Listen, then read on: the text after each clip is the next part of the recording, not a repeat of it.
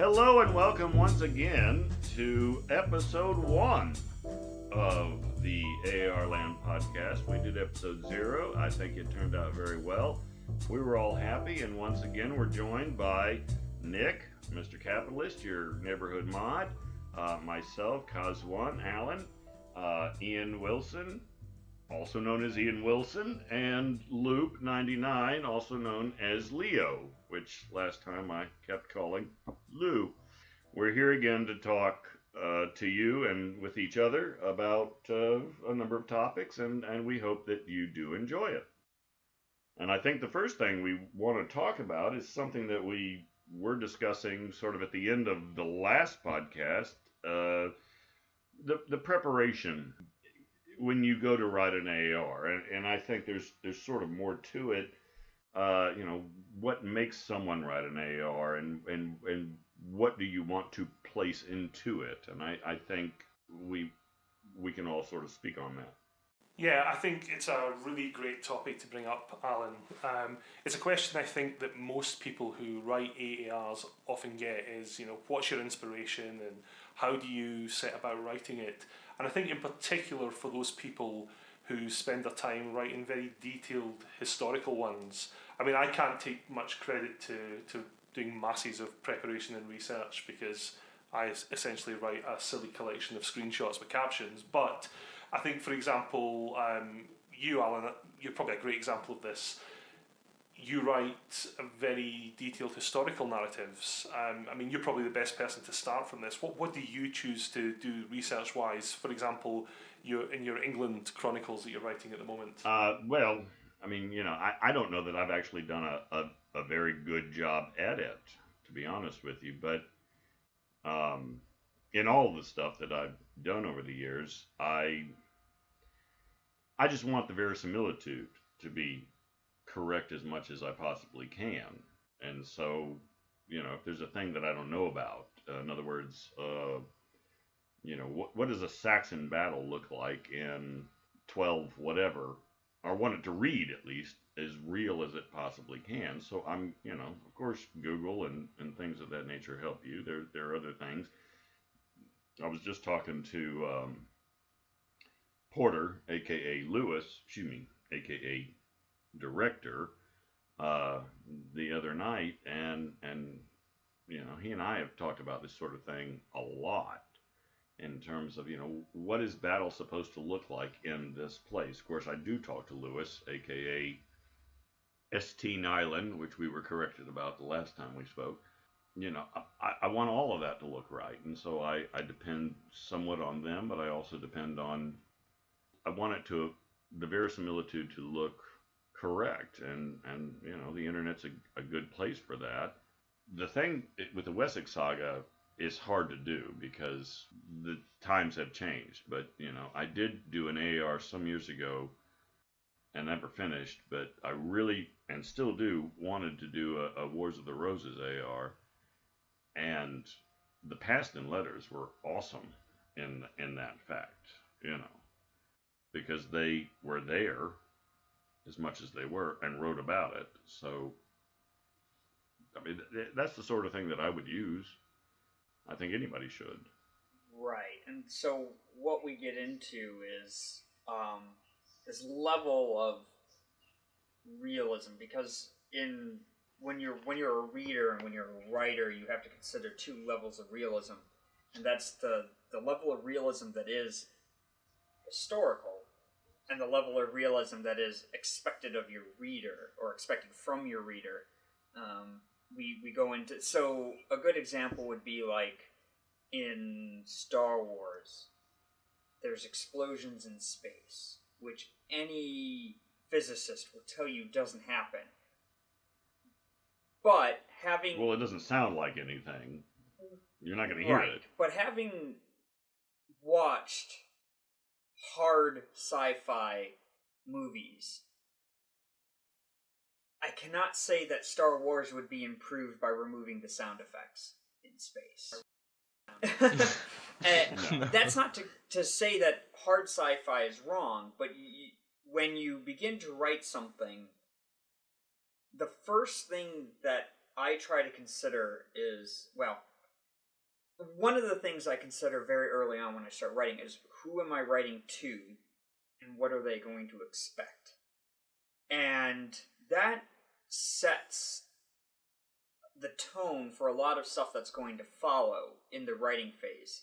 A good thing that I was told very early on in my quote-unquote writing career is that you should only write what's not expected and allow the reader to do the hard work. Writing, in my mind, should be about taking the path of least resistance. And to give you an example of that, I write almost entirely when I'm not on the forums, but you probably see it on the forums as well. I mostly write second world fantasy, and when you write in that genre, there's expectations that people bring in. For example, that all the main characters are going to be of a certain gender, or a certain race, or have a certain look to them. And that's not a problem. That's not to say anything bad. That's just kind of how it is. And what you should do is, if a character fulfills those stereotypes, don't waste time researching or detailing that. Detail what breaks those rules so the audience, you're basically making it as efficient as possible. The audience isn't reading stuff they already know. And you, the author, aren't writing stuff that the audience has already assumed. And so I think, going back to your point, Alan, when you talk about the historical accuracy of a battle, that is something that most people don't really assume properly. If you want to talk about a historical battle, I think, and correct me if I'm wrong, the way the random reader online, expects an ancient battle to have gone, and the way it really happened are very different things. Well, and you can have some fun with it. Again, talking to people that know better than I do, because I want it to be as accurate as it possibly can be, you get into that moment where this is kind of earlier, as I said, than we really know it as. I mean, yes, we have Roman history and Roman battles and things of that nature, but once you get into the what do they call it? The Dark Ages, the early Middle Ages, things of that nature. There's just not a lot of reportage of that. All you have is what the monks might say, and of course they are generally opinionated as they are, which is what makes the Chronicles so great to a certain extent. But you can sort of make it up, and it's I think a great thing about, say, something like Stellaris, where you can really make it up. Yeah, well, I think that applies though to everything, because when you consider who the audience for these pieces of writing are, it's a bunch of 40-somethings and a bunch of millennials. And even if you're writing something as recent as a World War II battle, none of us were there, none of us have any idea what that was like. And I think we take most of our perspective from either comics that we used to read as kids or from Hollywood. And I think it goes back to what Nick says, that people have certain expectations of how things will go or how certain characters will behave. And I don't think you really need to spend time fleshing that out.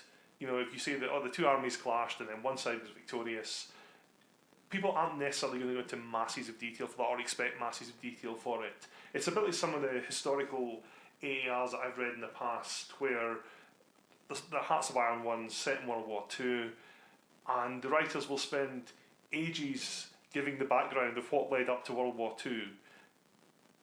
And we all know that. We've Right. all done history at It's school. the basis of the bloody game, isn't it?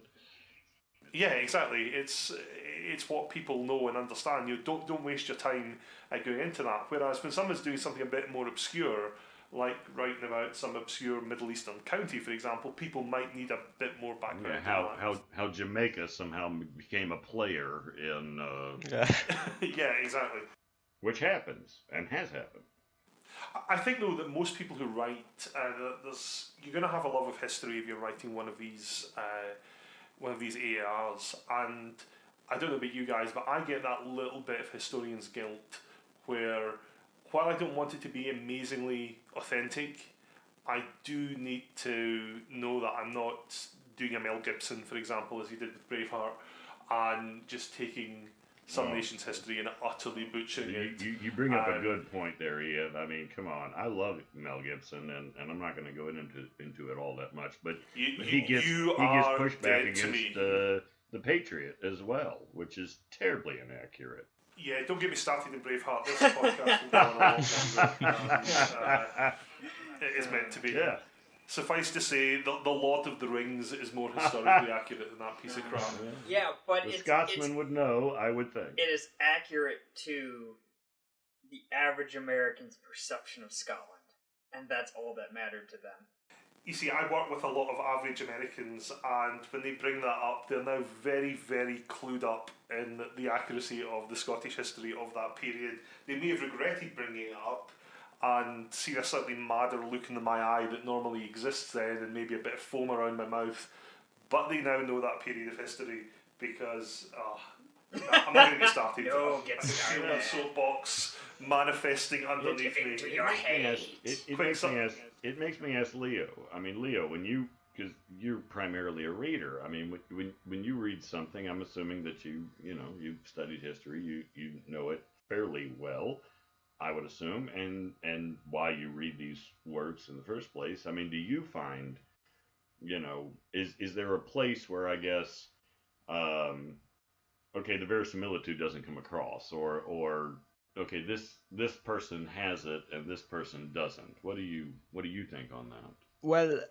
with regards to having it or not, I think one thing which is I always have in mind is first, what sort of genre of AR am I reading? I mean, between a gameplay AR and a history book, I don't have the same expectations and the same I don't expect the same content, but I have read many ARs about France, which is my home country where I live right now. You know.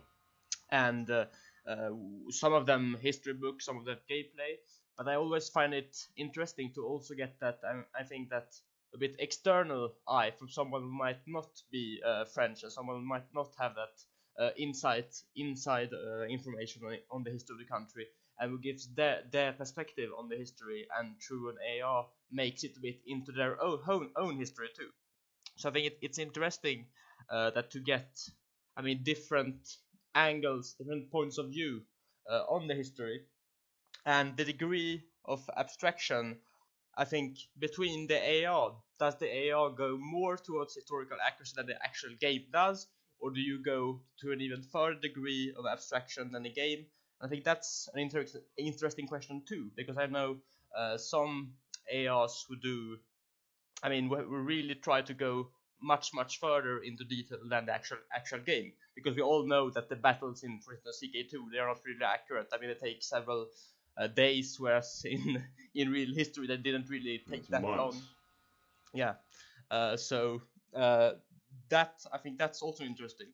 Do you abstract further than the game, or do you try to go away from what the game gives you and try to go strive towards more historically accurate picture?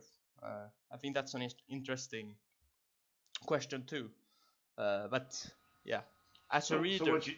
So what you say is basically, you can forgive, I guess, a little bit of historical inaccuracy as long as the story itself it works. Yeah, it's the story which is the most important, not really the accuracy. It depends on what the writer has in mind. But as the reader, I don't expect it to be fully 100% accurate. And in fact, I think I prefer to have something, as you said, which is a bit inaccurate, but with a better story, because it's not a history course.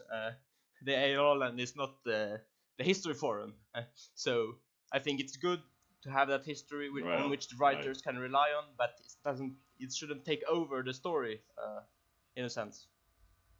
Yeah, I'm very. There's a member that I could throw out there, but I'm not going to do so. I was going to say that I think I'm well known for being quoted that I have very little tolerance for what the AI has decided my AR should be like.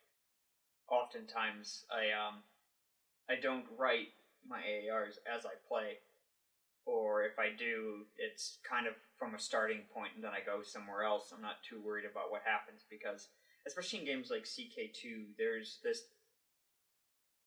kind of happening where it's you get a slice at Denmark in the middle of Italy, and it's like, sure, I'm sure people can come up with historical things like, oh, X controlled X in the middle of Y and Z and blah blah blah blah. But it's like, that's fine. Denmark should not control a piece of Naples. I'm sorry. And one of the things possibly happen. It could possibly this happen. one duke also married this lady, and now he's got all that right. going on. But the The problem map of is the that HRE. Paradox games tend to be too stable. They do a lot of stuff to try to break those countries up. Like, I'm one of those people. I always play with the enclaves declare independence within like 3 years kind of thing with Crusader Kings because it drives me mad. And the other thing is because the culture system in that game is broken. And so, the Netherlands gets, a Dutch duke becomes king of Hungary. That's something that is realistic. That Hungary, declared random people king or whatever. What isn't realistic is that within 100 years, all of the Pannonian Plain speaks Dutch. and as somebody with this... Well, I had it in Wessex, the work that I've been doing all this time, and Paris is English. Okay. But then again, I owned Paris for 100 years, so why wouldn't they be English? I mean, it depends if you view the province culture as the one of the elite and the nobility, or if it's really the peasants who live in Paris, because that is in CK2 I take the province culture to be the local culture of the lay. Yeah. And then the ruler culture, like the various barons and mayors and stuff, to be the culture of the local elite. And so, for example, England in 1070 should have Norman rulers over Anglo-Saxon lay. Yeah. Right. And as someone with a strong background in linguistics, it drives me crazy. And I know that culture in any Paradox game is not language. It's not just language. No. It's a lot more than that. But especially having, helped deal with, trolls over in, like, the M&T mod. But it's a good point, I mean, it's what the game gives you, and, it's an interesting thing, I guess. We start on the idea of, what research do we do, but at the end of the day, what it is that we're doing is trying to figure out, yes, we want it to make it seem plausible, I guess. Yeah. This history, but at the same time, it's changed. So now, how do we take this event and there are many of them, and how to make that also plausible? And so at some point, you've got the research kind of goes right out the door, doesn't it? You've got to make it within the reality make sense of how this thing occurs. You see, I'd actually almost push back a little bit on Nick's point about not liking where the game goes, and I think this is more a personality thing than anything else. But one of the things that I love about, especially writing a CK AAR, is the random direction it takes things. I think as a writer, depending on what sort of narrative you're crafting, that can be an incredibly valuable tool.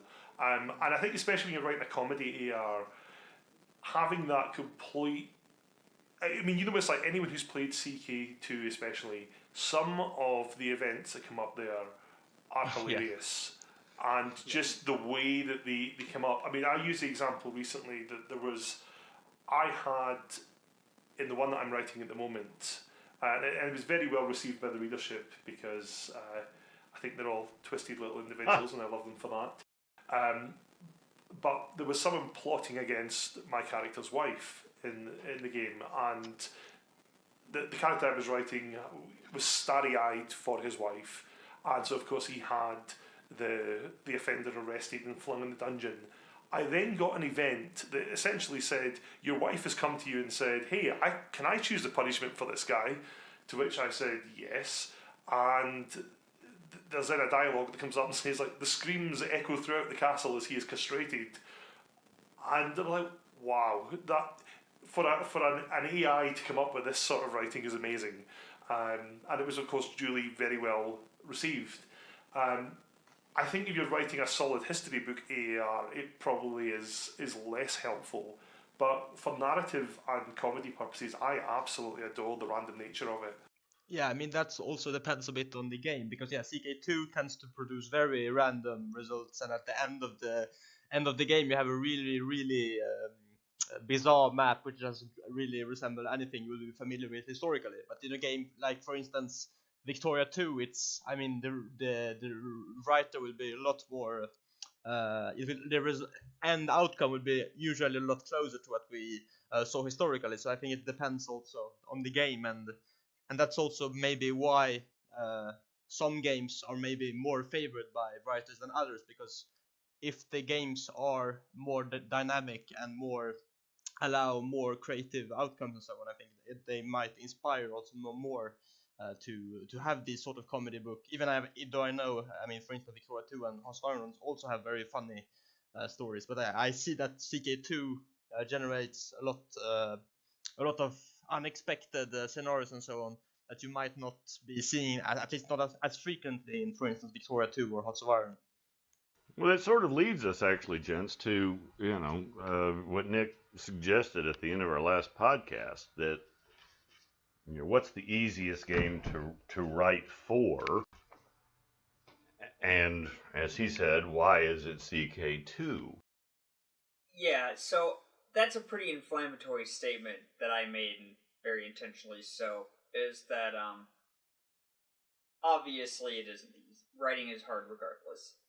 However, I do think that CK2, especially for a beginner writer, can do a lot of the work for you in a way that Iain brought up, which was, if the AI makes a decision that is really funny or good or makes a lot of sense, or doesn't make any sense at all, you can really much take that. Now, obviously, the hard part that always exists when writing is how do you translate that into something that's readable, that people enjoy, because it's not quite so straightforward. It's never just, like, oh, I can just copy paste it and it'll be done. No, you still got to make it funny or whatever.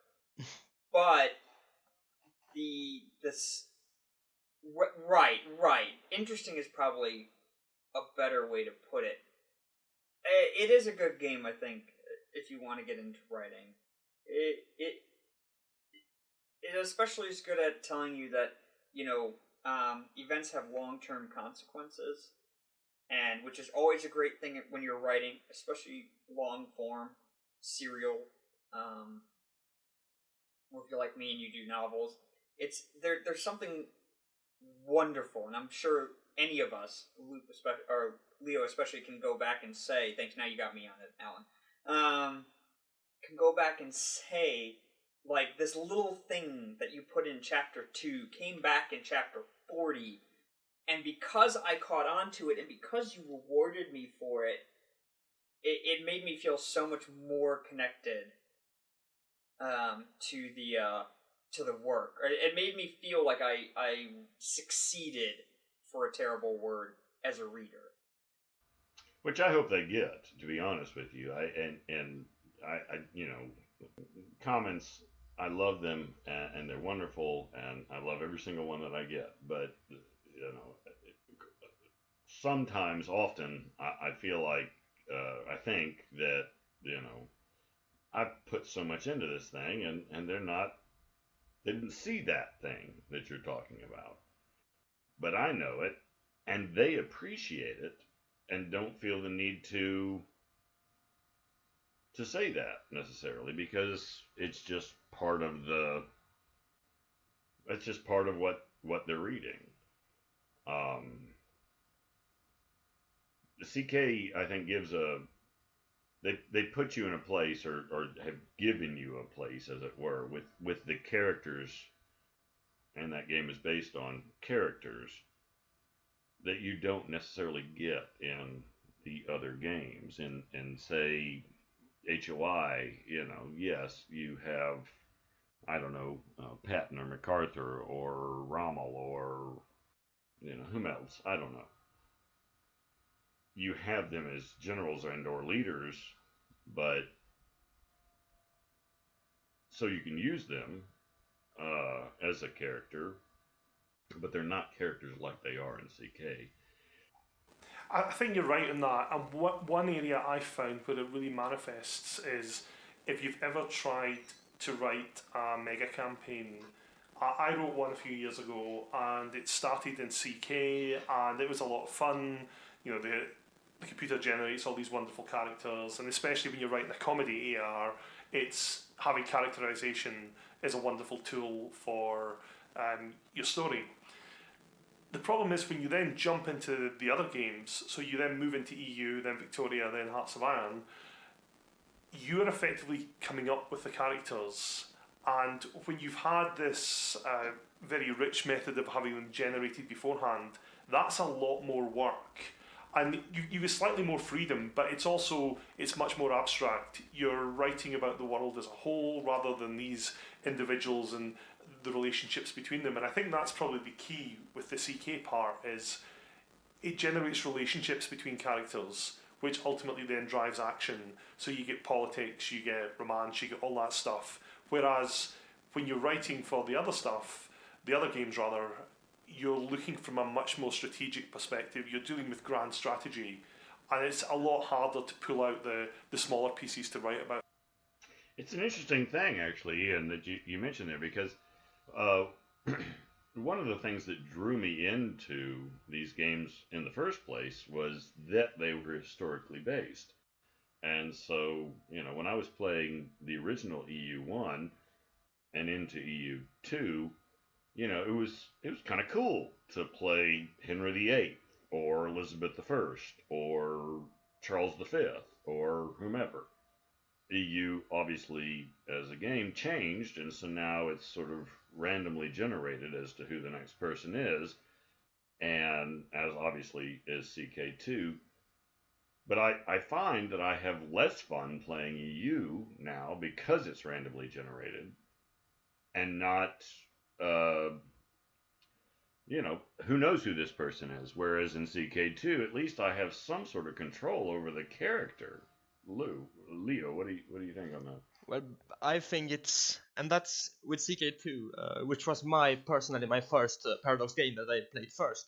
I think the very interesting thing is that you really have this detailed characterization of the character with the traits and with the different events that happen specifically for that characters, but also in the stories, in the ARs that we have on the AARland, you have this. I mean, with the family, you can have that character who maybe like a bit like what was said earlier, who appears in, maybe there is a royal marriage in chapter 2, and then that cousin gets another son and another son, and then in the final chapter you see that character ended up being king in some foreign realm, maybe in Russia, and you were in France originally.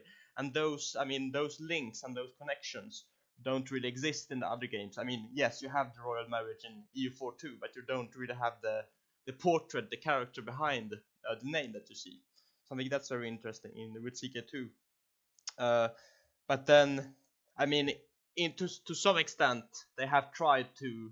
Paradox has detailed characters a bit more in EU4 too now that they have their traits. So I don't know how they're called, but so they have tried to import some of the aspects of CK2 to the other games, but there's still that extra layer of depth that we have in CK2 that we don't have with regards to characters in the other games. And then in that regard, Victoria is the worst because you don't even have the name of the character. You have the generals, but you don't got the pops though. You have the pops, yeah, but you don't have the leader of the country. It's not. You don't even have the name, I think. But yeah, you surely have the pops, and then you can have a more maybe sociological approach rather than a character-based one. But it doesn't really make for a character-based story unless you. And there have been excellent history books in Victoria too. I remember one with France where it was really detailed character portraits, and that was a great strength of that AR. I think it was the one Ross N wrote a few years ago, which was really good. But I think it's CK2 lends itself a bit more to that sort of characterization, and it's interesting also how detailed and how different the different character-based ARs are in CK2, because you have this whole range from the more comedic, like the one Iain writes, or yours, Alan, which is more which doesn't have that as much of the comedy aspect, but we still have a very Well, I try. yeah. I don't It's want mostly to. harsh. No, so sorry. Right. If a good rule of thumb is if I managed to be funny, it was entirely on accident, which is probably part of the reason why I backed away from that recent AAR I was writing, because people like, this is hysterical, and I'm like. I actually get to the point, Nick, that I actually try to make them funny, but they're so harsh that people don't get the comedy and they focus on the harshness. Right. Yeah. No, I'm not a like when I write outside of the form, which I have a sense of humor, and I have that humor be involved. It tends to be a bit more dry and a bit more situational, but it almost comes through. I try to write very naturally.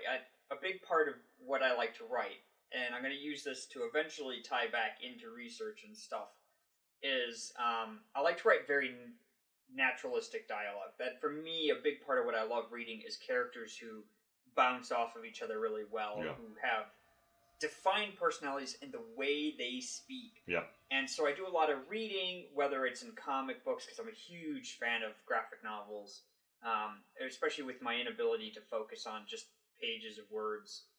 Graphic novels are really great, and a lot of, if you find good ones that have good dialogue, I love just soaking them up. And I'll go over to my wife and I'll be like, "It's so good, and she'll read it, and she's like, "The plot is awful." I'm like, "I didn't read it, the plot." And so the way I want to tie that back into research is just like that. When, Iain, you talk, you write comedies. Do you read or listen to or watch comedies that you think informs your writing and your style? Do you look for techniques and timing and stuff? Well, I think for me it's more on this Moses thing. I've had a few people say to me in the past that the writing that I do is very like Terry Pratchett's, and that's not intentional. I love Terry Pratchett, and I've not intentionally gone out there to ape what he does. Well, I hope not. But I read a lot of him when I was younger, so I'm assuming that there's been some sort of osmosis going on there. Style-wise, I'm a massive fan of comedy. I watch comedies all the time. I love stand-up, and I think what I take from that is my favourite form of humour, especially from my stand-up, is observational humour, where they hold a lens up to something just everyday, and they look at the ridiculous aspect. Not Seinfeld. What? Not that I don't like Seinfeld, but what's the deal with that? Yeah, no, I hate catchphrase comedy. That's one thing that really annoys me. Well, it wasn't a catchphrase until we shows started using it. Then it became a catchphrase. Yeah. But yeah, when you have the same thing churned out every episode, that tends to be something that puts me off. Likewise, I hate stand-ups where everyone's a one-liner and there's no narrative, there's no story, there's no structure. It's just a series of one-liners. Even Robin Williams, who I love, and God rest his soul, but he did that thing with his arm, the crowd meter basically, and he just always sort of did it. Yeah. So what I try to do with comedy, I think it's where CK works very well for it, is the observational side. It will throw up various events, and my approach is to look at that and say, okay, well, what can I find in this that's funny or ridiculous that I can then write about? And I think CK lends itself very well to that. Some of the again, some of the events that come up are absolutely absurd. And if you think you're meant to be modelling a functioning society, if these sort of things happen, what else is going on? And therefore you then dig into that and you can generate a whole narrative around it. Just the ridiculous happenings of the game. Yeah, exactly. Right? And as I say, you take that and say, well, if this is happening here, this is presumably happening elsewhere in the society. There was one in CK2 early on in my current AR where I think there was a plague or something along those lines, and an event came up that said something like the peasants are blaming it on cats and are going around the countryside killing cats because they believe they're spreading the plague. Yeah. And this became a feature of, I think, the next couple of chapters of the AAR, that the ruler is there absolutely terrified of these cat murdering peasants that are rampaging around the kingdom, and it's just taking that and saying this is obviously happening on a large scale. Therefore, what can I do about this to make it funny? We've got to control these cats. That makes me actually. Well, go ahead. No, I was just going to go on a tangent. Go ahead. I'll just go on the tangent. That reminds me, if anyone's a fan of cosmic horror, but specifically of H.P. Lovecraft's early work, there's a story called The Cats of Uluthan, which eventually ties back into the dream quest for Kadath, where there are these cats that avenge the death of like a kitten or something like that against a peasant couple who had tortured it or something like that. Very amusing, very grim, very much in line with Lovecraft's early work. Regardless, continue. Well, and he's very popular on our forum, so there's that I think would be informative for folks. But I think something else that would be informative, Iain and Nick and Leo, the research that one does, it's not just how much verisimilitude we have, but also, as you talk about, Iain, what is funny, what makes it funny, what do you watch that brings your humor to it? At what point do you get, what is the question? Do you feel like you're stealing as opposed to actually funny? Do you know what I mean? Does that make sense? Right, and that's a question that I get, or my wife gets, or that I see a lot on like the writing group or the writing subreddits and stuff like that, is I feel like I'm stealing. And the general reaction is I shouldn't read or watch or do anything because I'll steal it. And it's like, don't worry about it. Well, of course. And not to interrupt you, but I mean, I had a buddy of mine years ago who wanted to be a director, but he wouldn't watch The Godfather, for God's sakes, because he was afraid that he would be influenced by it. Well, why wouldn't you watch The Godfather to be influenced? And coming from a position of, so my background is I'm an engineer, and so I have a very strong background in engineering and everything. And there's an old quote from Isaac Newton that says, "If I have seen further, it's because I stood on the shoulders of giants." We're all a product of everything we grew up with, just like Iain was saying. He read a lot of, Terry Pratchett, and so he has that sort of thing just by osmosis has become part of him. There's an old saying in writing that there are 7 stories. It's just about how you tell it. Our buddy Porter, director, would say there's actually only about 2. Okay. Exactly. There's essentially man quests to defeat monster or man quests to capture princess is really what it boils down to when you think about it. Or perhaps Porter has 2 different stories. He might, and if and when we guest him on this podcast, we will find out what he thinks. But yeah, I mean it's about it. It's very similar to I used to a few years ago do some amateur magic, and what I learned very quickly was most magic that you see performed on stage, there was a series of writings done in the 1920s about stage magic, and all modern magic is derived from, I would say, a series of principles. It's essentially you learn a couple of sleights or a couple of ways of doing things, and the rest is you just dress theatre up around it. And it's actually quite disappointing to learn it, because you see all these people do this very dramatic magic, and once you know this, you're like, oh yeah, he's just doing X. But the theatre behind it is what you come to appreciate.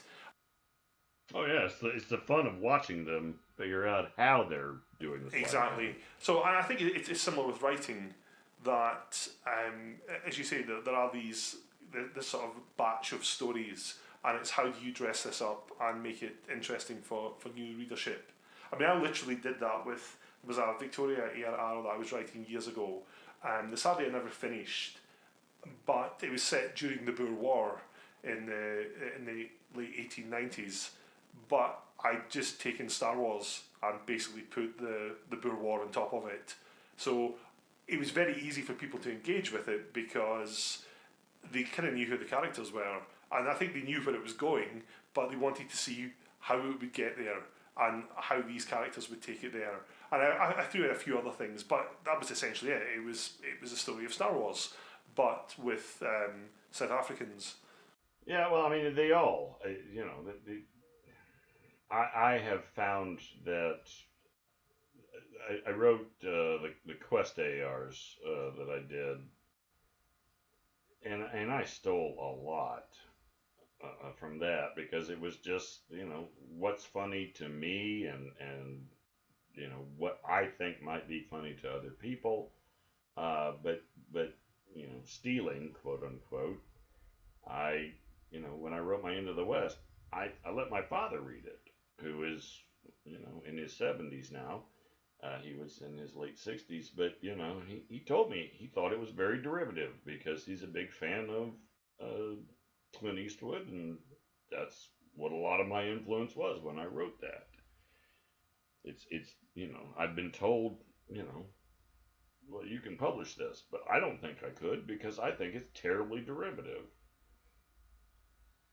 But it was enjoyed. Where I think it's interesting is you see it sometimes in the forums, and I saw one of these years ago where you'll often get people say, oh, I really enjoyed so-and-so's ARR, I'm doing this one, you know, as a homage to it, or in a similar style to it because I really enjoyed it. And that's always, I think, really nice for the initial author, because they're like, oh, this person really enjoyed it, and here's a, you know, homage to what I did. I mean, my very first Sunic AR that I wrote, I loved the style of a guy called Enron 12 rather. His If You Can't Do It, Nubia Can AR, and I thought I want to do something similar. And the content was completely different. The style was fairly similar, but I've seen it before where someone has come forward with this. Hey, I really liked so-and-so's AAR, I want to do something similar. And then you start reading it and you're like, you're basically writing the same thing. And I don't think anyone ever calls anyone out on that because, again, we like people to write and we want people to write. We're too polite. But I think as well, you see it with the readership just drops off because they're like, this is just kind of a less good version of what someone else wrote. Right, and there's kind of a spectrum of it where, you know, if for anyone involved in what I will call writer Twitter, which is the giant network of writers discussing things over Twitter, you know, you get, and the name of it has now been lost to the sea of tequila that I swim in right now. But there's this feeling, and it... Wait a minute, I thought you were gin and tonic. No, I switch it up. He's a highly functioning alcoholic. He'll drink anything. Right. I'm trying to remember, and it'll come to me, and it'll be at like 9 o'clock tonight as I'm slipping off to sleep. But you know, you feel like you should be watching Game of Thrones, which is a very popular thing. I don't get television, so I'm all not of going them to see will it. be watching it as well. I will just read the spoilers tomorrow. We should discuss it because the fans that are listening to this might actually enjoy that because it's a huge probably, but I will point out that A, I don't get television, and B, I stopped watching it in any form around the time that they killed Oberyn, because there's just too No, wait a much. minute! Don't that is a spoiler for like 4 years ago. Spoiler alert for Das Both the Nazis Lose. They do? That is a very inside. It's a great that's a great movie. By the way. I have the director's cut. All people listening, go watch Das Boot and not listen to what he just tried to spoil. Set 12 hours of your life aside, though. It's 5.5, but yeah, it's a long film. It's an inside joke with my wife and I because I was at her parents' house once and I was talking about Das Boot, and her father, who is very against spoilers, got upset at me because I spoiled the end of Das Boot. And as he was storming out of the room, I shouted, "Spoiler alert, the Nazis lose." And that's right. But well, I'm going to add this, and we can cut this out if we want to, but it's a stupid little thing. But when I was in college, there was a movie, I think it's Where Eagles Dare, I believe is the name of the film. It's got Clint Eastwood and Richard Burton in it. A very good movie, but I was smoking things that maybe I shouldn't have smoked at that time, or at least smoked too much of it, even if I should, and forgot that I watched this film. And I rented this thing 3 times over. Every time. Have I seen this? And of course, within 20 minutes, I've seen this damn movie. Yeah, I remembered what I was thinking. It's called imposter syndrome. Imposter syndrome is when and you'll get it throughout your life, but it's when you feel like you have not earned the success that you've earned. So, you know, when you write, there will be periods where you're like, I'm just so derivative. Everything I write is just copy-pasting someone else's work. And it's hard to get over, you know. It is, because you want it to be original. Right. And you're always going to be influenced. I remember, and it could be little things and it could be big things. And it can be hard to try to move away from like the little things, like, oh, we share the name of like the evil organization. You know, I remember I was reading a fantasy work and they had used the same name that I had used for something, but they were completely different. And we're kind of getting into something which maybe is a better topic to leave for its own episode, which is editing. And editing not in the sense of copy editing, but content editing. And beta readers, and which I don't think is a big thing in AARland, so maybe it is just best summed up here, but a beta reader and editing when you write outside of serial fiction and outside of a more informal environment is when you give your work to other people and they give you notes about what in your plot or characters works and doesn't work. And I remember I gave my main series of novels to a person that I have great respect for, and they came back with some notes that they said that elective monarchies don't exist. Why do you have one? And that they didn't understand it, but it was very clearly a Holy Roman Empire insert. No, you're stuck with what the game gives you necessarily. Well, this is talking about my second world fantasy, so it's not even that. And then that there was no overlap between armor and swords and guns, which anyone who studies, you know, the time frame between the 1300s and literally World War II can tell you that no, there was quite a bit of overlap. But that to tie it all back goes back to my original point of people have there's a popular understanding of history and what to expect and the reality. And sometimes you have to play to the popular understanding in order to save yourself time. Or, if you're like what Alan was talking about, is you're going to push against it. And you're going to say, no, we're going all the way, baby. And you're going to have to either deal with it or walk away. Well, and more than that, I would say, I mean, you know, as we write about these games, and even if whatever you're writing about otherwise, it's a world you've created. So, in a sense, you are then making it up. You want it to make sense. You want it to, you know, okay, this could happen. But as I said, the member that will not be named, you know, was constantly pushing back on, well, that wouldn't happen, or this wouldn't happen, or the other wouldn't happen. But that's why it got so irritating, because guess what? It's a new thing. This is not actual history. This is our made up history. And so if something happens that doesn't make sense, well, as long as we try to make it make sense, then it should make sense, if you know what I mean. See, that's why I like writing for an obscure Armenian county that nobody really knows anything about. Because it's like, go on, challenge me, I dare you. How much history do you know of Armenia in 1066? Right. Of course, one day, Oh, one day I'll come up against someone who does. They were doing a whole bunch of things, Sarah, and I'll tell you all. No. Get back to your cowboy stuff. Yeah, and anyone who's read my stuff knows that one of my big fascinations, and I love to include in my writing, is language. I love language. It's such a beautiful thing. I'm Sure. infinitely mesmerized by the fact that a bunch of monkeys can keep making sound waves at one another, and we keep understand, and not just understanding, but we can imagine what's in the head of another person just through random sound pulses.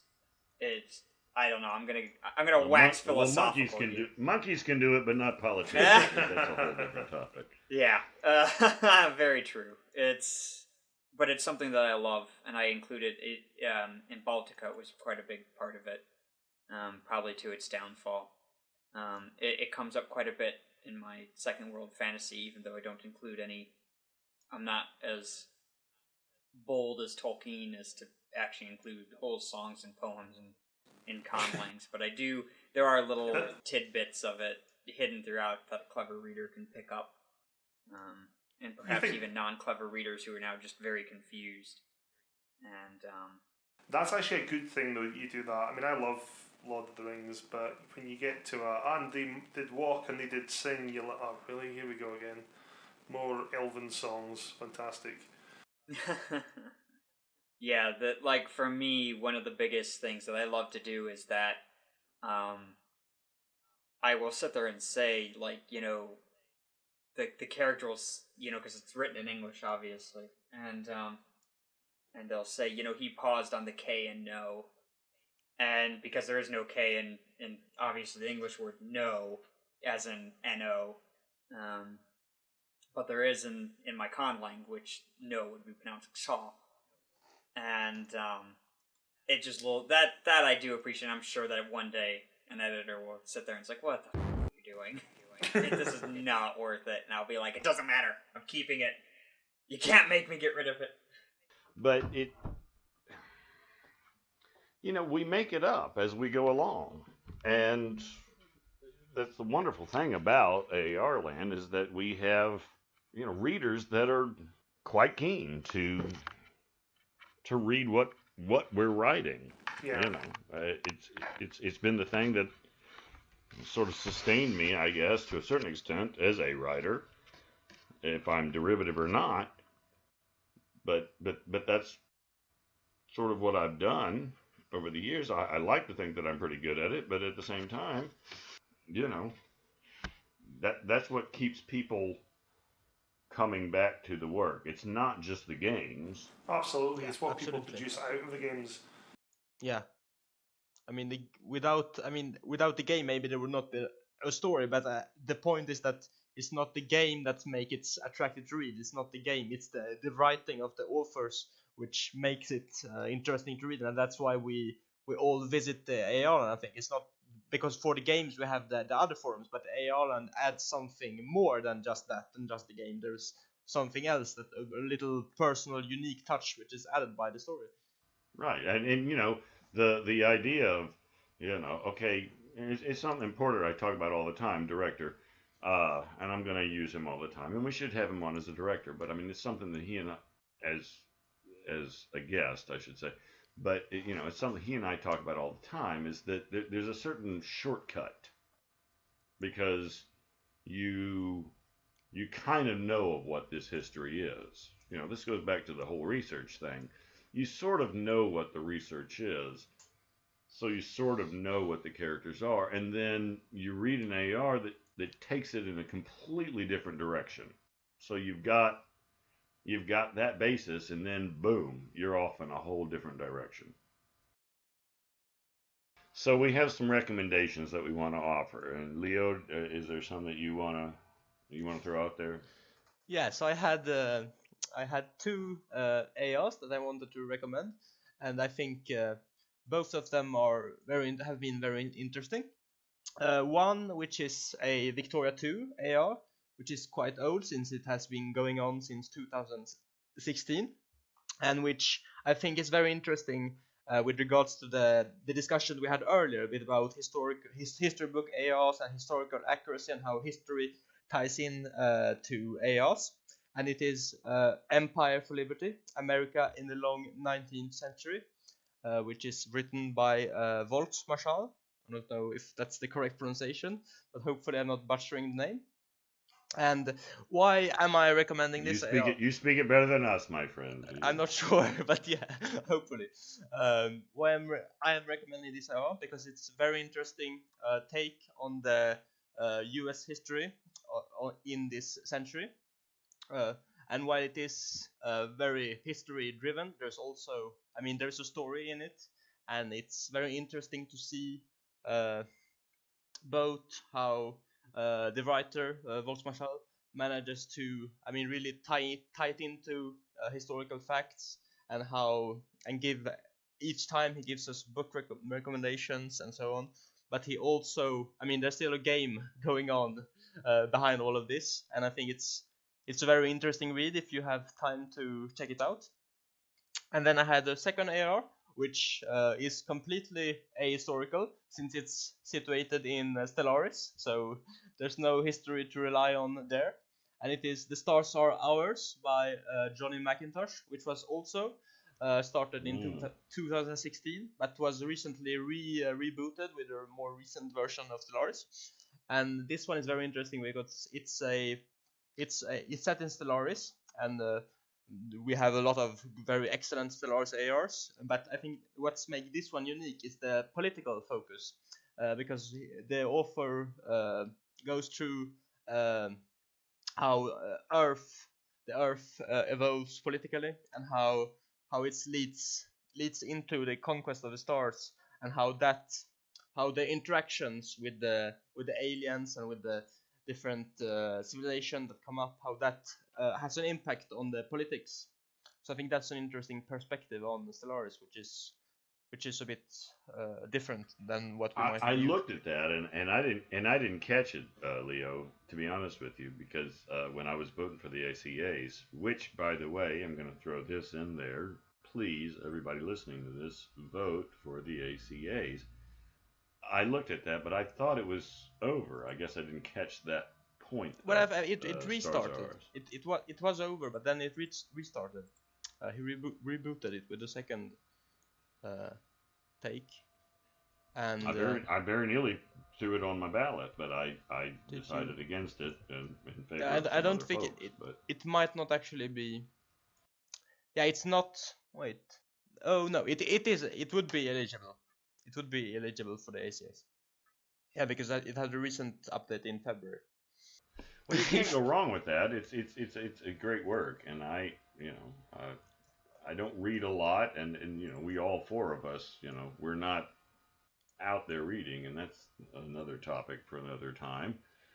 But I do try to keep cognizant of what is out there, and when we have an ACAs and when we have the year-end awards and that sort of thing, I try to keep my eye on it to reward people that are doing good work.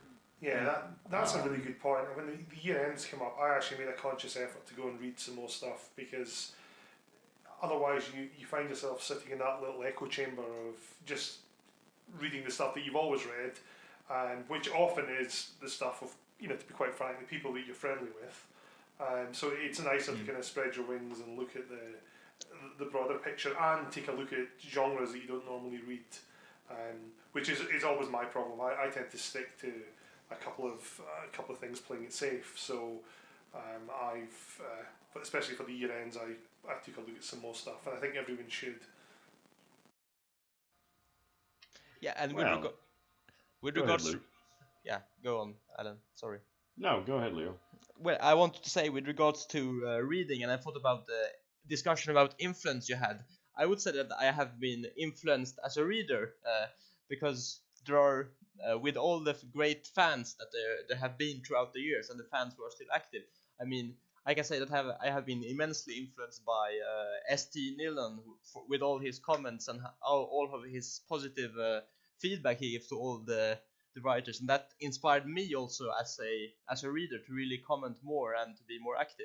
And similarly, we also have users such as Nikolai and Stuviesant, sorry for the pronunciation, who also really, I mean, are really active and comment a lot, and that I think that inspired me, and I think it also inspires others to comment more, because we know that commenting really is something that can help the author and give them, I mean, really give that feedback. And when you see the amount of comments that are being posted by certain users, you really get inspired to comment. No, that's exactly right. And it's that sort of thing that, as I say, all four of us, we have maybe not reading as much as we should, quote unquote, but we're active as much as we're able, as is everyone. I read what I can and what I want to read, and to go back to sort of the conversation before, there's certain things that I don't necessarily want to read. It's a bit of an irony, actually, that, and I'm sorry to all of those people that are writing Game of Thrones ARs. I'm not interested in reading those because I want George R.R. Martin to finish his work. Amen. Ironically, the next show comes up this evening when we're recording this. But it's no fault of theirs. They're doing good work. It's just that's not sort of the thing that I want to read.